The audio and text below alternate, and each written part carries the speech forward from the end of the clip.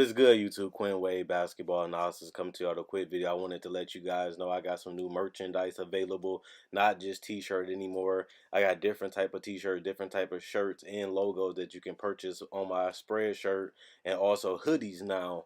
We have expanded and added more to the channel and more merchandise for the brand. Thanks for supporting. It will be in the description and the links will be in the comment section below. Thanks for helping me and supporting the movement. Quinn Wade Basketball Analysis. I'm going to check out the video. What is good, YouTube? Quinn Wade Basketball Analysis coming to you out with another video. I'm doing the Knicks today just because it was requested. So that's what people want to see. That's what people want to see. Someone give the people what they want tonight and give y'all that New York Knicks what to expect. And this is a team that's very interesting. They had a very interesting free agency. They didn't get the superstar. They didn't get the Kyrie. They didn't get the Kevin Durant. They didn't get that big superstar. Stephen A. even went on saying that he don't want DeMarcus Cousins, and they have nobody but a bunch of players as role players. They have no superstar, and I'm not even going to try to go in on them, but it's the truth. They don't even have an all-star going into this season. So one thing I will say is I like Fizdale. I like the roster, honestly, but at the same time, this team is going to depend on how well their young players come back in their sophomore and junior seasons, depending on which ones you talk about, and how well the veterans mesh with the young talent. Because I feel like they really wanted guys that was tough and that can do multiple things and really give them some inside presence. But you also get guys like Dennis Smith and Mitchell Robertson and Nina Kina and Taj Gibson, guys that can't really space out the floor enough to really make guys like Nina Kina and Dennis Smith get to the paint, including R.J. Barrett. R.J. Barrett is another guy that's not really known for shooting. Kevin Knox showed that he can be a capable three-point shooter, but can he be a reliable one? And you look at Wayne Ellison, that was a smart pickup, but you did pay him $8 million. Damian Dotson is another person that can hit a wide open shot. Only problem is he played positions where they already have players that's better than him at that position, so you're not going to really rely on him that much. He will play, but he won't be a big factor on his team as they have got other guys on the perimeter that's going to eat up a lot of those minutes. You also look at this roster, you see no identity. And I think that that's what this team needs. And if I had to be honest, that's the reason why they're not going to make the playoffs for me. And I'm just going to keep it real right now because I don't really know what this team is going to do. I don't really know how they're going to win games. I don't know who they're going to go to. Some people saying Julius Randle, the best player on this team. I don't know if that's a joke or is I supposed to be happy about that. And I'm just saying that as a fan. I'm happy that your best player, Julius Randle. Yeah, he a beast. Yeah, he getting buckets, but he was doing it on teams that really wasn't winning any games. And he was able to get a lot more shot attempts, and Alvin Gentry helped him put him in a lot of positions where he was able to get those shots in his comfort zone, and he took advantage of it. So you got to give him his credit. He put up numbers. He showed that he can play. He showed improvement. But I don't know if I'm going to be excited if my best player this summer and probably on this team currently is Julius Randle. I don't really think that's a good sign for the New York Knicks. And Julius Randle is a guy that we know is not a shooter.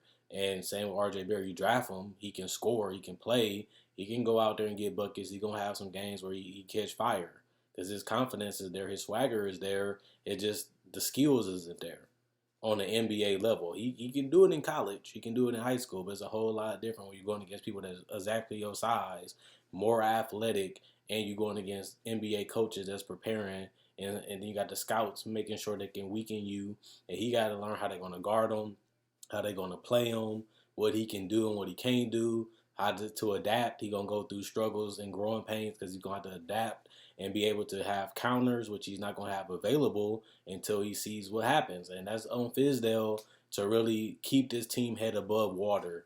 And I think he did a good job of that because I feel like a lot of the guys had terrible seasons on his roster. But at the same time, I seen a lot of it being a good sign. Because if you're going to put a roster like this together, you just want to see the growth. Did this player get better at this? He's working on this. Can he do it in a real game?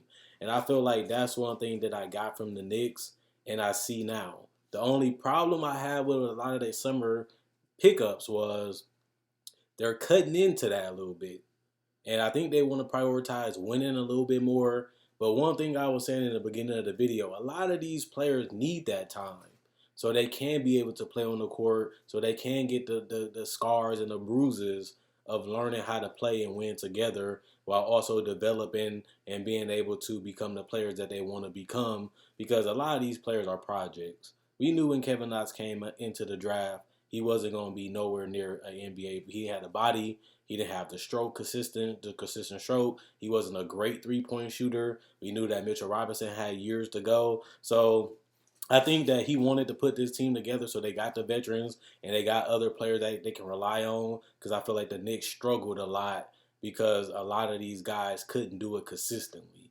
Now they got some players that can set them some screens, get them some good shots, but they also can make shots and they can also do their part and take a lot of pressure off the young guys. The the con about that is that's going to be minutes and times where they're not going to have the ball or won't be playing because of the new acquisitions that they made this summer. So it's kind of like a win-win. We get some talent that can help us, but it's going to take away from the talent we're trying to develop and become our future stars. That's what the Knicks are saying. They going to do the long term right now, and we know that if a free agent come available, they're going to do the quick way. But they don't have that right now, so they got to have that as the selling point of this team. And I think that that's just to keep it real. Y'all ain't gonna like a lot of things I said, but it's true. At the end of the day, this Knicks team is going to be bad. I don't see no defense. I don't see enough rim protection. I don't see enough shooting. I don't see enough experience.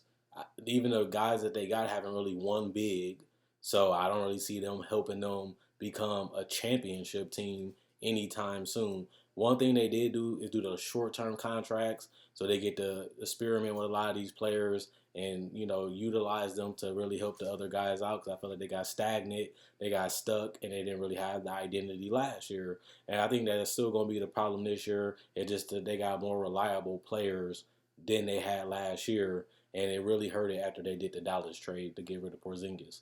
But I think I really want to look forward to, if I'm a Knicks fan, since they're going to be terrible most likely, I would just look for seeing the growth.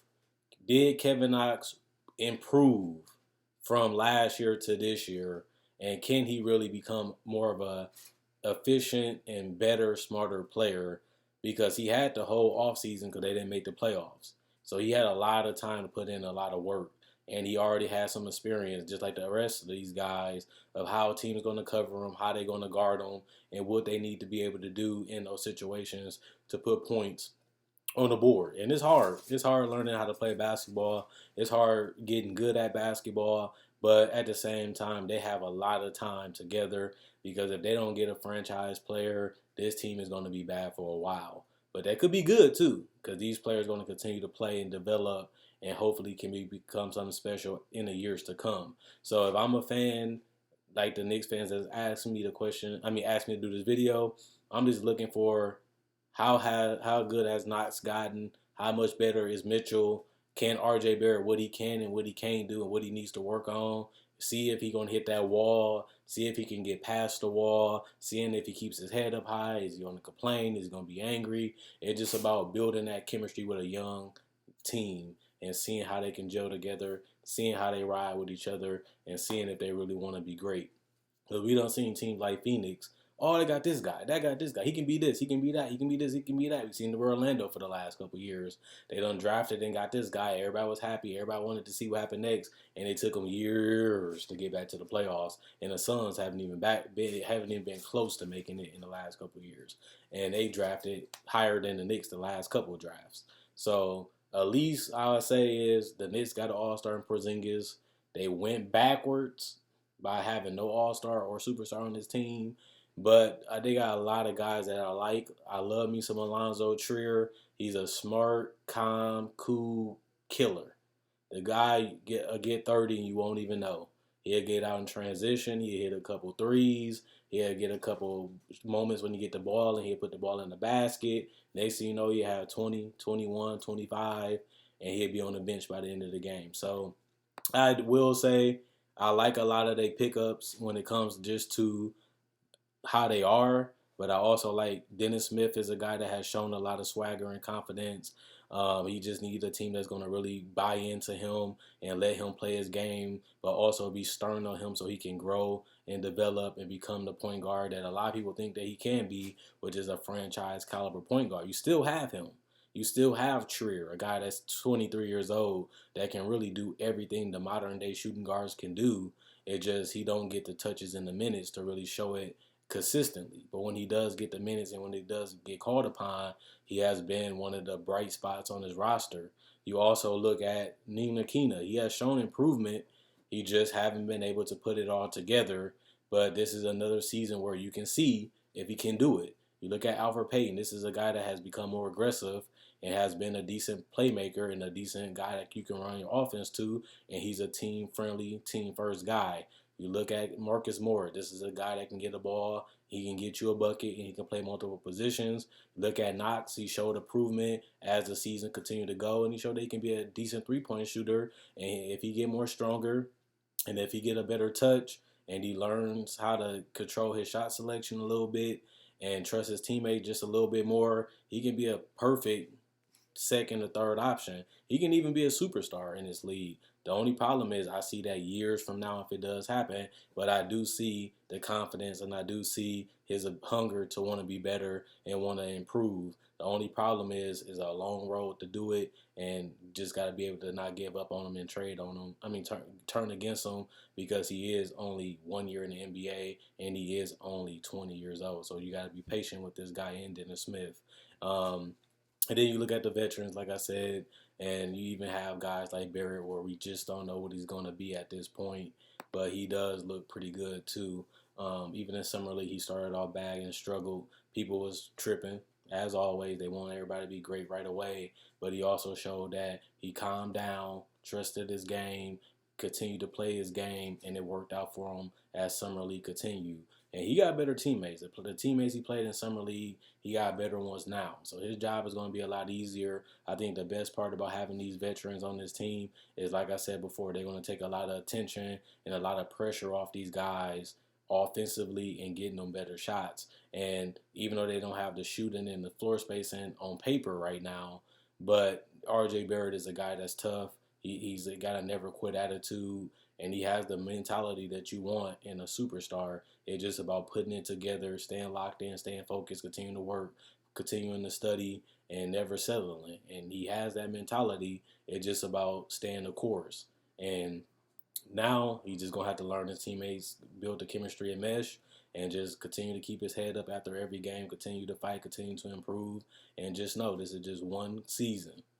You don't have to be a 25-point scorer right away. Play a game, enjoy the game, and study the game. And I feel like the Knicks will be straight, but this is not the season for the success. This is just another season to develop and grow and just see how much better the players be by the end of the season. And that's why I don't have them making the playoffs. I'm not too excited about this team, but it will be fun to see how Trier, who I made a breakdown about, I made a breakdown about Dennis Smith Jr. So I'm watching. I see them, and I'm liking it. They just far away from the ultimate goal of being a playoff team currently. But they can get there in the future, and they are in the East, so you got to always put that in perspective. It's just about building chemistry, getting better, developing, and just grinding. And if they got that going, and Fizdale has seemed like he's excited about developing a lot of these players, that's what y'all got to look forward to for the next 3 years. Just don't give in. Just don't throw attitude. Just be patient. Patience is a virtue, and it's a beautiful thing once you see the end result. They just stay far away from that right now. Let me know what you guys think about the Knicks. And if you want to see a particular team, let me know in the comment section below because I will make it into a video early. But if not, I'm just going to make a video that I choose every day, and unless y'all give me a request. So, Quinn Wade, Basketball Analysis, I'm gone. Let me know what you guys think about the Knicks, their future, their players, who you like, who you don't like, who I'm sleeping on, who I'm not sleeping on, who ass, who trash. You know the game. Like this video, check out my older videos on my channel. I have many playlists. I break down rookies, I break down players, I break down summer league. I do cover the draft, and I got a mock draft up already. Not only that, I do podcasts, and I also talk about the game of basketball, whether it comes to summer league, free agency, trade deadline, buyouts, and also I cover top 10 discussions and stuff like that. So you like this type of video, you like the NBA, check out my older videos and my playlists. I enjoy making these videos. You guys enjoy watching.